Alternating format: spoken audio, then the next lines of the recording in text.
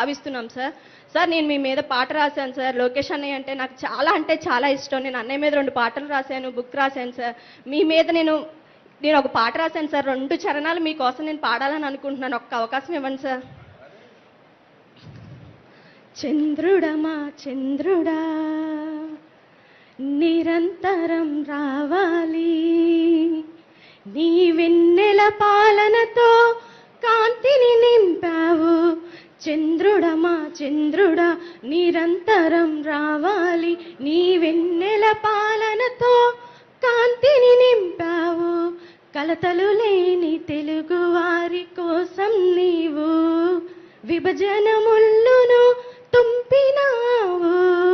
తెలుగు వారి క్షేమాన్ని కోరినావు నీవయ్యా, నీవేనయ్యా నీవయ్యా. రాష్ట్ర పెట్టుబడుల కోసం ఉషస్సుగా మారవు, యువతకు స్ఫూర్తిగా నిలచి భవితగా మారవు. చంద్రుడమా చంద్రుడా ఆంధ్రుల ఆత్మ గౌరవానికి ప్రతీకగా నిలిచావు, చిరస్థాయిగా నిలిచే చరిత్ర వయ్యావు. చంద్రుడమా చంద్రుడా ఆకలి బాధ లేకుండా చేసిన వీరుడవు నీవు. Thank you sir. ఒక్కొక్క బోటు 50 టన్నుల వెయిట్ ఉండే బోట్ని, అది కూడా ఏదైతే ఎవరైనా బోట్ ఉంటే ఆ బోట్ని జాగ్రత్తగా పెట్టుకుంటాం. అలాంటిది 3 బోట్లు ఒకటిగా కట్టి 11,40,000 క్యూసెక్స్ ఆఫ్ వాటర్ నదిలో వస్తూ ఉంటే అప్పుడు ఈ వదిలిపెట్టారు. ఇప్పుడు మాట్లాడుతున్నారు ఎట్టొచ్చాయో తెలియదని. ఈ 4 వచ్చి కౌంటర్ వెయిట్ అని కాలముకు మధ్య సపోర్టింగ్ కడతాం. అది కూడా 15 టన్నుల వెయిట్ ఉండే కౌంటర్ వెయిట్ నుంచి గుద్దాయి. ఆ హైట్కి వచ్చి గుద్దితే ఆ కౌంటర్ వెయిట్ 2గా విరిగిపోయే పరిస్థితికి వచ్చాయి 3 కాలమ్స్లో.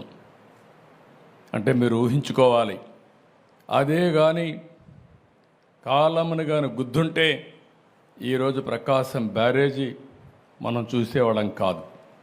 అది కొట్టుకొని పోతే లంక గ్రామాలు ఏమవుతాయి, ఈ ప్రాంతం అంతా ఏమవుతుంది? కనీసం అలాంటి బాధ్యత లేకుండా చేసి ఆ రోజు ఇదే చేశారు. బాబాయిని చంపేసి గుండెపోటుగా చిత్రీకరించిన వాళ్ళు ఇప్పుడు బోట్లు వదిలిపెట్టి మాకు తెలియదనే పరిస్థితికి వచ్చారు. కనీసం ఓనర్స్ అనేవాళ్ళు ఆ బోట్లు క్లెయిమ్ చేయలేదు, వచ్చి కొట్టాయి. 3 రోజులు మనం మన పనుల్లో ఉన్నాం. చూసేదానికి వైఎస్ఆర్ కాంగ్రెస్ పార్టీ కలర్స్ ఉన్నాయి.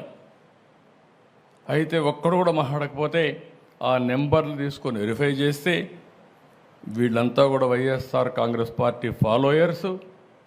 అదే మరిగా ఇదే బోట్లు ఈ దొంగ ఇసుక వ్యాపారాన్ని చేయడానికి వినియోగించిన బోట్లు ఇవన్నీ. అంటే మనం గుర్తుపెట్టుకోవాలి, నేరాలు ఘోరాలు చేసే దుర్మార్గులు ప్రజా జీవితంలో ఉండి ప్రజల జీవితాలను అతలాకుతలం చేసే పరిస్థితికి వస్తున్నారు.